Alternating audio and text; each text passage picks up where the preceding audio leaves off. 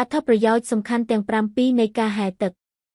មិនថាអ្នកជាអ្នកចាប់ផ្ដើមដំបូងឬជាកីឡាករអាជីពនោះទេការហែលទឹកគឺជាជម្រើសលំហាត់ប្រាណដ៏ល្អបំផុតវាជួយពង្រឹងសាច់ដុំស្ទើរតែគ្រប់ផ្នែកនៃរាងកាយនិងជាជម្រើសដ៏ល្អសម្រាប់អ្នកដែលមានបញ្ហាសន្លាក់ឬឈឺជង្គង់ដោយសារទឹកមានកម្លាំងរុញដែលជួយទ្រទ្រង់ទម្ងន់ខ្លួននិងកាត់បន្ថយសម្ពាធលើឆ្អឹងសន្លាក់ខាងក្រោមនេះគឺជាអត្ថប្រយោជន៍សំខាន់ទាំង5ពីរនៃការហែលទឹក1ជួយឲ្យអាយុវែងការស្រាវជ្រាវបង្ហាញថាអ្នកដែលហែលទឹកទៀងទាត់មានអត្រាហានិភ័យនៃមរណភាពទាបជាងអ្នកមិនហែលទឹកដល់ទៅ28ដោយសារវាជាកីឡាដែលមានផលប៉ះពាល់ទាបដល់សន្លាក់មនុស្សអាចបន្តហែលទឹកបានរហូតដល់វ័យចំណាស់ដែលធ្វើឲ្យវាក្លាយជាវិធីថែរក្សាសុខភាពពេញមួយជីវិត2ជាការហាត់ប្រាណគ្រប់ផ្នែកនៃរាងកាយការហែលទឹកមិនមែនហាត់តែដៃឬជើងនោះទេវាជួយពង្រឹងប្រព័ន្ធសាច់ដុំបេះដូងនិងសួតក្នុងពេលតែមួយសាច់ដុំស្មាដៃស្នូកណ្ដាលខ្នងត្រគាកនិងជើងសុទ្ធតែត្រូវបានដុតរំលាយនិងពង្រឹងនៅពេលអ្នកស្ថិតក្នុងទឹក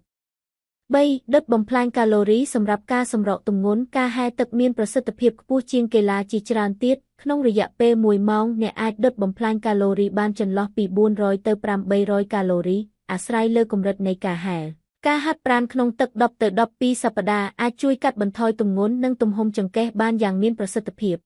4ជំរុញសុខភាពបេះដូងការហែលទឹកជួយឲ្យបេះដូងដើរស្រួលកាត់បន្ថយអត្រាចង្វាក់បេះដូងពេលសម្រាកនិងធ្វើឲ្យសម្ពាធឈាមកម្រិតកូលេស្តេរ៉ុលនិងជាតិស្ករក្នុងឈាមមានភាពប្រសើរឡើង5ពង្រឹងសាច់ដុំផ្លូវដង្ហើមសួតនៅពេលអ្នកនៅក្រោមទឹកសម្ពាធទឹកធ្វើឲ្យការដកដង្ហើមចូលមានភាពពិបាកជាងនៅលើគោកកតានេះបង្ខំឲ្យសាច់ដុំផ្លូវដង្ហើមរបស់អ្នកត្រូវធ្វើការខ្លាំងជាងមុនដែលប្រៀបបាននឹងការលើកទម្ងន់សម្រាប់សួតរបស់អ្នកដែរ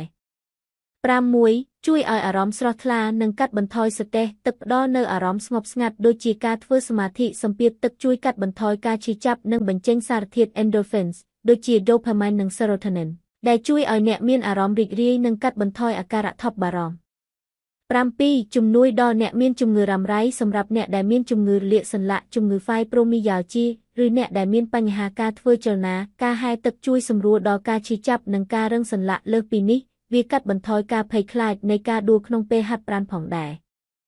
ប្រុងប្រយ័ត្នអ្នកគួរជៀសវាងការហែលទឹកប្រសិនបើអ្នកមានបញ្ហាសុខភាពដូចជាមានរបួសលើស្បែកមានអាការៈគ្រុនក្តៅប្រកាច់ដែលមិនអាចគ្រប់គ្រងបានឬមានបញ្ហាបេះដូងនិងសួតធ្ងន់ធ្ងរក្នុងករណីមានជំងឺប្រចាំកាយសូមពិគ្រោះជាមួយគ្រូពេទ្យមុនពេលចាប់ផ្ដើម